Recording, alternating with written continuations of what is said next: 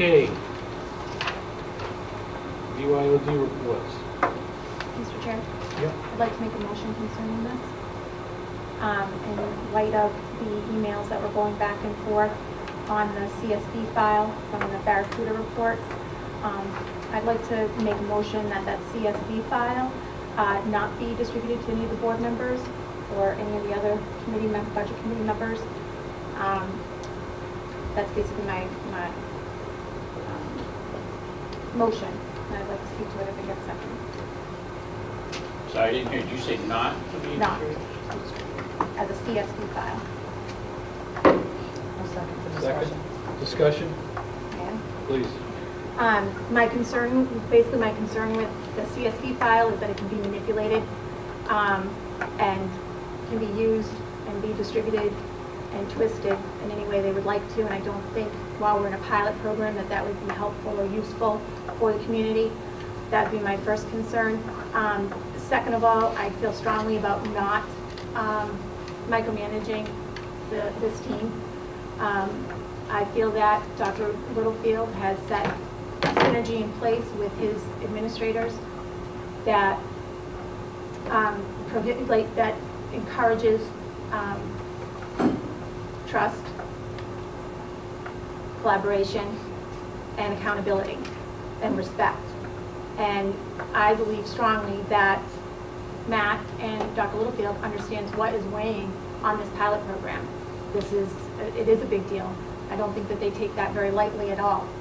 And I think to micromanage them can disfracture this process.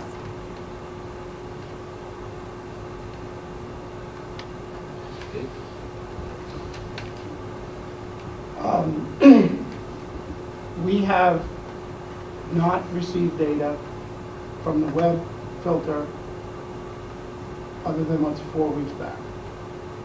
We instituted a web-based student bring in their own device process and did not collect the data, whether you give it to me or not, for that entire period. My understanding is that that filter could give us detailed information about the usage of those devices that would be important to the evaluation of the BYOD program, not only in a negative, but in a positive. And for someone to say that it can be twisted, maybe it can, but I'm going back to the question of why aren't we keeping it? Why aren't we looking at it? Why aren't we creating reports that help us or the administration evaluate the BYOD program? To me, it's irresponsible to start that program without all the tools in place that we have here already that only need to be flipped on. I'm not in favor of buying extra equipment to monitor it, but we missed an opportunity to monitor that program that is now almost concluded. Mike, Cheryl, Tricia. Well, actually, I'm not too familiar with what a CSV file is or anything like that, but I can't see how more information can be bad. If it's more information or a different type of report, I think as much information as we can gather to make the right decisions, I don't see anything wrong with that. It is my understanding, Matt, that you do monitor that flow. Yeah, and I may have missed the question. So, can you? It's actually two things, Matt. I made a motion for not to release the CSV file, and that has ensued a discussion. And Mr. Pearl has said that we don't have any way of monitoring that. But my understanding is that you do monitor it, and it is set up to even warn you. Excuse me, I'd like to clarify because you quoted me. I didn't say that you didn't have any way to monitor it. I said that we've not collected data during the period. So just wanted to be clear about what you quoted me. During the period. So the question is that the school board has not collected data, is that the issue? That you have not collected data. Oh, okay. So I guess to clarify, the technology department, we receive email alerts. I think this might help a little bit. we've got in place a first layer. We have a wireless controller on the network. And the reason that we did a wireless controller is because it actually has a firewall built into it. We separate the networks at that point on our network. So we have a guest network and we have an internal business network. And I can apply policies to our guest network on that controller. So any sort of policy that I want to set, that's why students aren't able to print, they can't get to any internal business resources that we have on the other network. That's all done on a firewall on a wireless controller. They've developed these technologies for purposes like BYOD, businesses where people bring in their own devices. And then after that, we have a URL filter. And all the traffic goes through that filter. It's a content filter. So we meet all the SIPA requirements that by law are required to block certain, content, and that's what the content filter does. That traffic all goes through the same filter, both networks the same way. Because it's on the wireless controller is where I separate out those two networks and basically apply policies there. I receive email alerts if there's top bandwidth sites visited, different things like that based on the URL. So I mean, we absolutely have those types of reports. I guess if safety is the concern, which I'm hearing it's safety of the students, we do the best we can absolutely to try to protect the students, and that's a priority. If that helps. Well, please. Just so we're clear, Matt, so that there's not a misunderstanding. The filter that we're talking about is the Barracuda filter. That's the URL filter. Yes. And the URL filter, is it true that the URL filter is capable of doing a lot of things? Absolutely. Out of the box, you can do all kinds of things. Okay. Is it also true that the architecture of the network has a bearing on what Barracuda can do? Absolutely. It all depends on how the network is set up. And is it true that our network architecture is set up in such a way that all SSIDs go through Barracuda in one stream? That's correct. And is it true that, given the architecture of the network, that you can't separate what is logged on the guest network versus what is logged on the business network, that you're logging everything, all traffic? That's correct.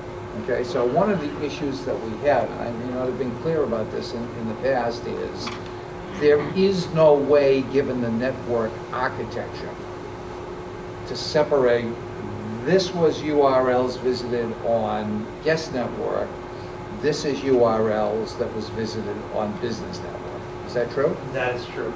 Okay, is it also true that guest network traffic, even if our network had a different architecture, which it doesn't, is it also true that the guest network would not separate out BYOD devices from something that I just did right here? That's correct. Or somebody that has a device out in the audience. And that would be logged in the guest network, had nothing to do with BYOD. In an attempt to go to a website, it's blocked, it's recorded on the filter. Is it true that I could sit out in the parking lot and do that, and it would be logged on, it would go through our filter? If you could get a signal from, Yeah, I can. yes.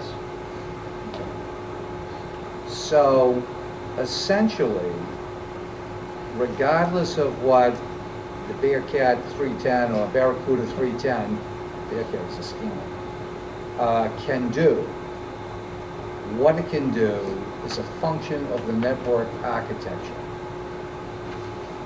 Yes. Could the the Barracuda filter, given given a different architecture, pinpoint the exact device that URL was visited from? Yes. Is it true that if you were going to do that, that you would literally have hundreds and hundreds and hundreds of addresses that you'd have to create? Point of order, Thousands. Mr. Chair, we're off the motion. Can we get back to the motion? actually, we're in discussion, About the motion. and Cheryl asked a question. That's what I just said to her. I said, The this motion is about is, releasing the this is CSV still file your- to the school board. I understand. This is Cheryl's question. And I'd like an opportunity to ask some questions as well. Absolutely, Actually, I'm absolutely. Tricia's next. I defer to Dr. Littlefield. Please continue. Thank you.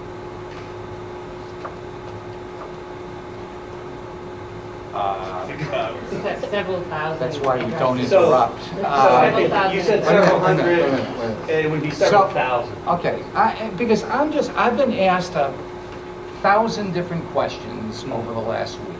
Okay. And I want to make sure, and I think I've answered them, but I could have been wrong because I'm not a technology person.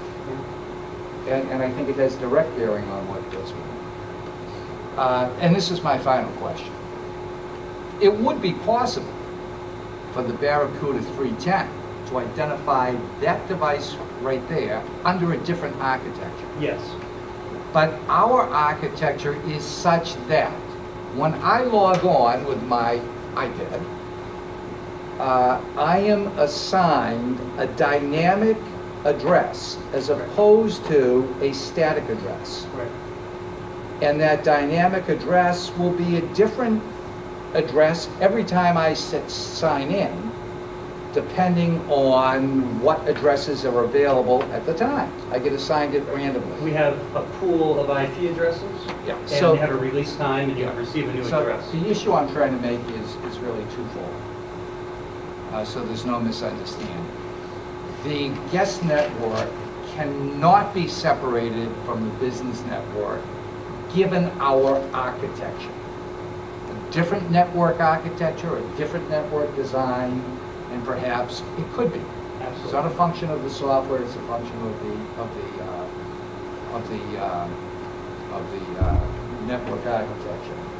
And also, even if it could, then we would have no idea whether the traffic on the guest network had anything to do with BYOD or not.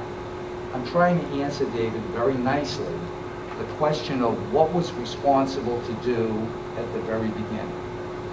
And at the very beginning, in terms of the Barracuda 310, you can't separate the two networks from one another. And even if you could, you can't separate the traffic that's BYOD or the traffic that Phil Littlefield's doing when he's sitting at a booth, or that somebody else is doing sitting out there in the parking lot and logging their buses. Now, that was your question. Are you satisfied with that answer? Because I haven't got a clue what was said yet. So. And I'm proud to say that. All right, next question. Comment. I would have to say that I'm opposed to the CSV being released to board members because we're not administrators, we're a policy-setting board, and it's not our job to micromanage the administrators of the Hooksett School District. That's Dr. Littlefield and his staff's responsibility, and I'm now more concerned about it being released because the information is not divided by BYOD, guest networks, people sitting at their desktops in their rooms.